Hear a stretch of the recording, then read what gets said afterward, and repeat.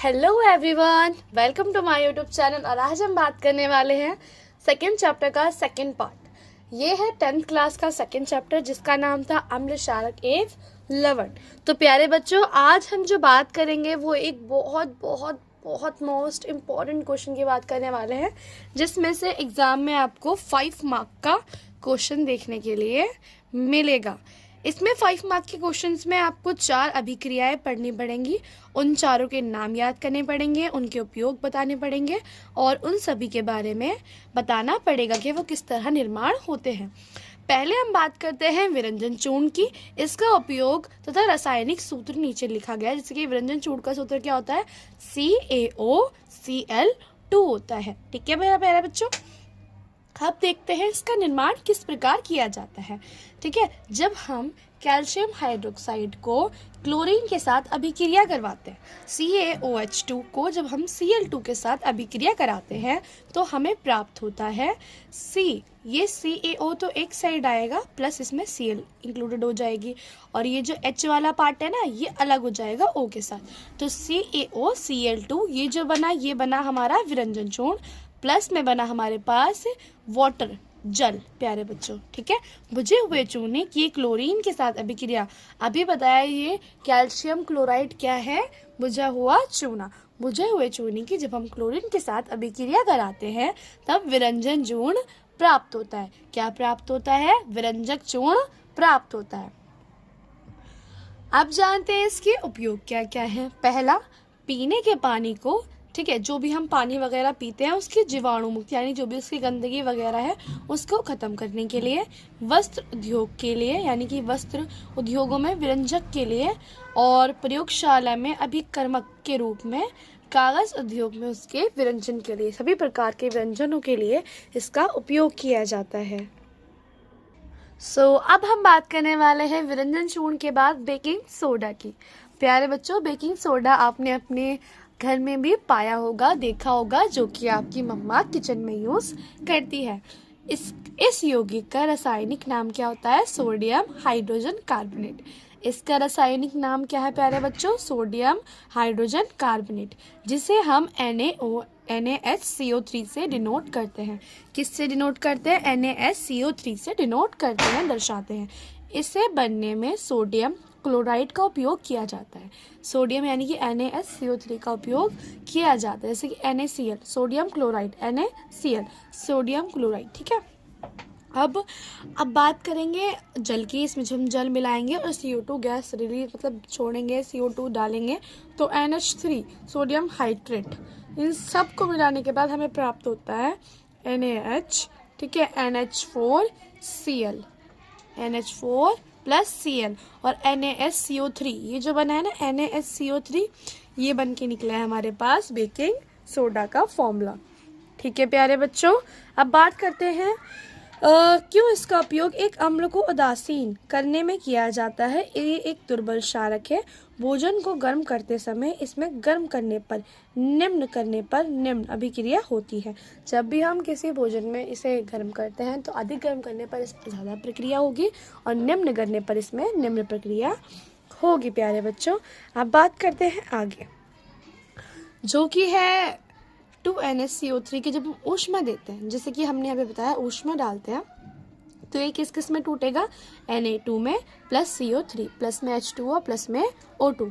ये इसका sodium carbonate का सूत्र बन जाता है, और ये सोडियम हाइड्रोजन कार्बोनेट होता है, जो कि हमारा व्यंजन चूर्ण होता है। यदि हम इसमें ऊष्मा प्रदान करते हैं तो किस किस में टूटता है? Na2 plus CO3 plus H2O, plus में CO2। अब बात करते हैं सोडियम हाइड्रोजन कार्बोनेट का उपयोग घरों में अनेक प्रकार से किया जाता है। अलग अलग तरह से कर सकते हैं, ठीक है, जैसे कि अभी मैं आपको बताऊंगी किस किस तरह से हम इसका उपयोग कर सकते हैं। बेकिंग सोडा का उपयोग, हम सोडियम हाइड्रोजन कार्बोनेट का उपयोग बेकिंग पाउडर बनाने के लिए भी किया जाता है। इसमें जब भी हम बेकिंग पाउडर बनाने की बात करेंगे तो हमने बेकिंग सोडा का उपयोग किया जाता है। जो baking soda sodium hydrogen carbonate एक टार्टरिक अम्ल जैसे एक दुर्बल खाद्य अम्ल का मिश्रण है। एक दुर्बल खाद्य अम्ल का मिश्रण है। जब बेकिंग पाउडर में जल मिलाया जाता है, जब भी हम बेकिंग पाउडर में जल मिलाया जाता है तो ये इसे गर्म किया जाता है, तो निम्न अभिक्रिया होती है। मैंने आपको बताया ना, NaSCO3 में जब H प्लस आयन प्रदान किए जाएंगे तो Ca2 प्लस में H2O बन के निकलेगा और अम्ल एवं सोडियम लवण बनेगा। उपरोक्त रासायनिक अभिक्रिया में द्वारा उत्पन्न कार्बन हाइड्रोजन के द्वारा पावरोटी, या देखिए पावरोटी हो सकता है, केक हो सकता है, ठीक है, इसमें खमीर उठ जाता है इसके द्वारा। पावरोटी यानी कि आपने देखा होगा ब्रेड वगैरह, और केक आप लोगों को पता होगा इसमें खमीर उठ जाता है, फूल जाता है या फिर उभर जाता है। इस उभरने से ही इससे मुलायम और स्पंजी हो जाता है। तो मुलायम भी होगा जब, और कैसा हो जाएगा, स्पंजी हो जाएगा। जैसे हम दबाते हैं ना तो वो स्पंजी हो गया, ठीक है। तो इसी से हमें क्या होती है, स्पंजी से इडली वगैरह में भी उपयोग किया जाता है इसका, मोस्ट ऑफ द थिंग। सो अब हम जानेंगे कि सोडियम और इसमें क्या क्या एंजाइम्स होते हैं, किस किस तरीके से ये काम किया जाता है। जैसे कि सोडियम हाइड्रोजन कार्बेट भी, ठीक है, एंटीसिड होता है। एंटीसिड यानी कि एक तरीके से हमारी रक्षा के लिए, हमारे शोग्रे के लिए, यानी कि जो भी हमें बीमारी वगैरह है हम किसी बीमारी के लिए इसे उपयोग कर सकते हैं। क्षारकीय होने के कारण ये पेट में अम्ल की अधिकता के उदासीन करने में राहत पहुंचाता है। देखिए यदि हमारे पेट में, जैसे कि मैंने आपको एक पहली वीडियो में बताया था, मिल्क ऑफ मैग्नीशियम, जो कि एक क्षारक होता है, दुर्बल क्षारक होता है और हमारे पेट में अम्लता को विनाश कर देता है। इसी तरीके से हम इसकी जगह चाहे तो बेकिंग सोडे का उपयोग भी कर सकते हैं। बेकिंग सोडे से ही हमें क्या प्राप्त होता है, राहत प्राप्त होगी। क्लियर है?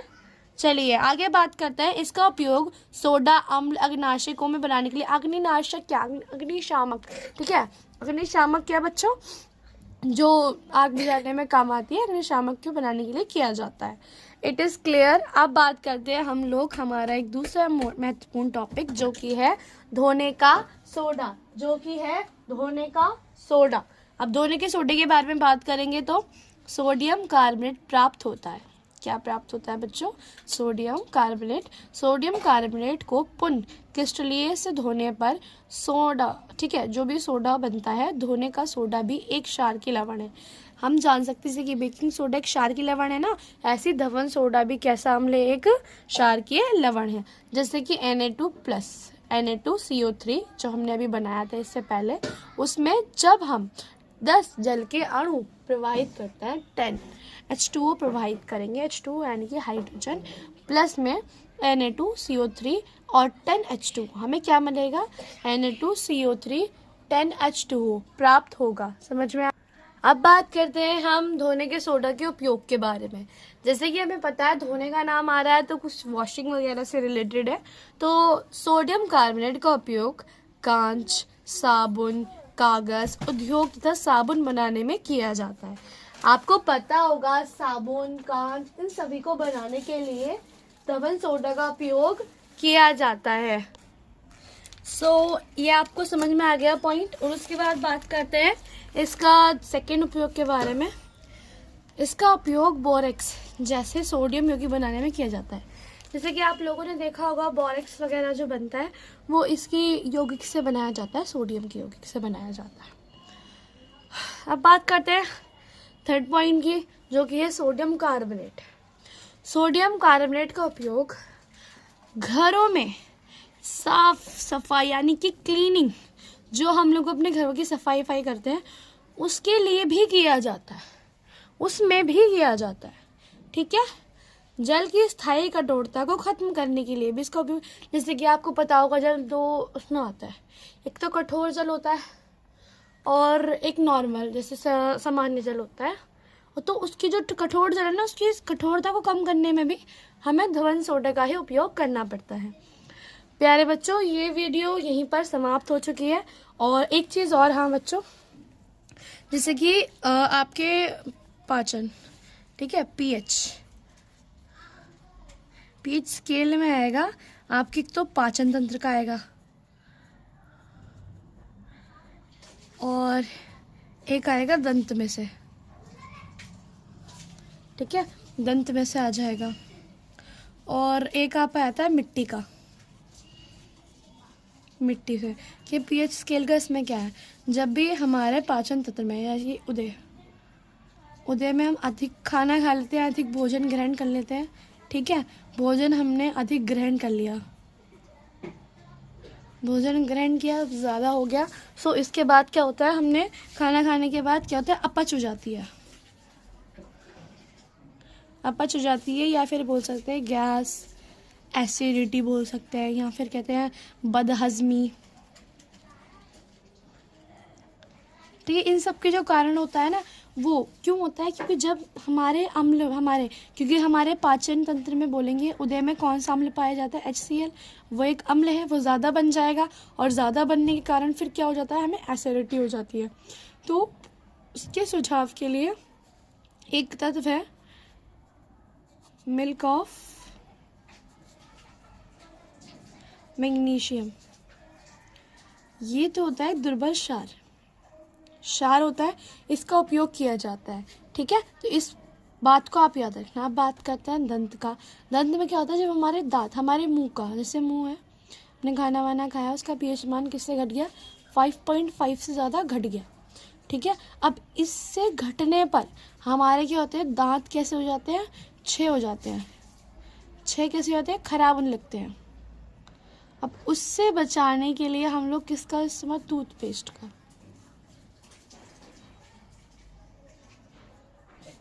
ठीक है, टूथपेस्ट का उपयोग करते हैं जिसमें कैल्शियम फॉस्फेट होता है। समझ में आ गया। अब मिट्टी में भी जब अम्लता बढ़ जाती है तो इसमें हम मिलाते हैं, क्षारक मिलाते हैं। तो इन बातों को याद रखिए, हो सकता है शॉर्ट क्वेश्चन आप लोगों से इस पर पूछ ले। अच्छा प्यारे बच्चों, अगर आपको वीडियो पसंद आई हो तो लाइक करें, सब्सक्राइब करें और वीडियो को शेयर करना ना भूलें। ठीक है, और अगर आपको कोई और डाउट है किसी भी रिलेटेड, क्योंकि आप लोगों का एग्ज़ाम आ गया है, ठीक है, अब आप लोगों का एग्ज़ाम है बोर्ड का, तो अगर आपको किसी से भी रिलेटेड कोई भी आपको टॉपिक नहीं समझ में आ रहा तो प्लीज़ आप लोग मुझे कमेंट सेक्शन में बता सकते हैं। मैं आपका आंसर करने की पूरी कोशिश करूँगी। Thank you so much.